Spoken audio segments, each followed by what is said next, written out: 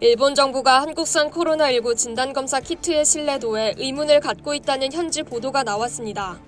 떡줄 사람은 생각도 안 하는데 김칫국부터 마시고 있는 상황입니다. 하물며 미국 식품의약국의 승인까지 받은 한국산 진단키트를 의심하다니 정말 아베의 반환 프레임이 어디까지 갈지도 의문입니다. 28일 아사히신문에 따르면 일본 후생노동성은 한국산 코로나19 검사키트의 일본 내 사용 가능성에 대한 문의에 한국산 키트는 성능이 구체적으로 파악돼 있지 않다며 일본의 PCR 검사와 동등한 정확도를 갖고 있는지 여부 등을 확인하지 않으면 안 된다는 입장을 밝혔습니다. 즉, 한국 업체가 생산한 코로나19 검사 키트를 일본 내에서 쓰려면 먼저 국립감염증연구소로부터 성능평가를 받아야 한다는 게 후생성의 설명입니다. 후생성은 PCR 검사에 사용하는 시약 등이 부족해질 수 있다는 지적에도 일부 제조업체에선 그럴 수 있어도 전체적으로 부족해질 일은 없다고 선을 그었습니다.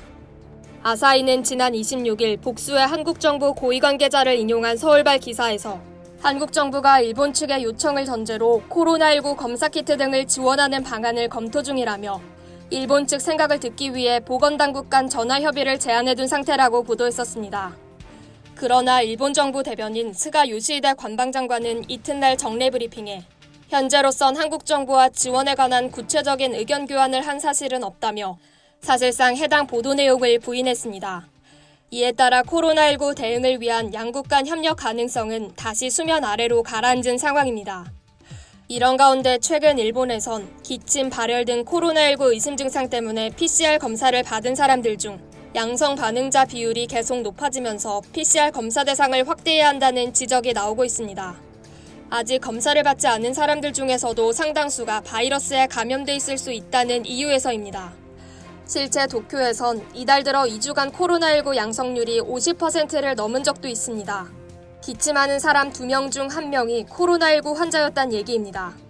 그러나 일본의 하루 PCR 검사 건수는 현재도 평일 기준 7,000에서 9,000건 수준에 그치고 있습니다.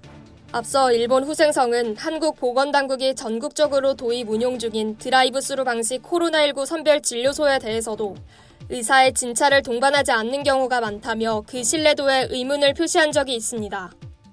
우리나라는 미국과 아랍에미리트, 인도네시아 등에 우선적으로 진단키트를 지원하고 유럽의 다수 국가와도 방역체계를 공유하고 있습니다. 하지만 일본에 대한 지원은 우선순위에 두고 있지 않은 것으로 보입니다. 이상 여의도튜브였습니다.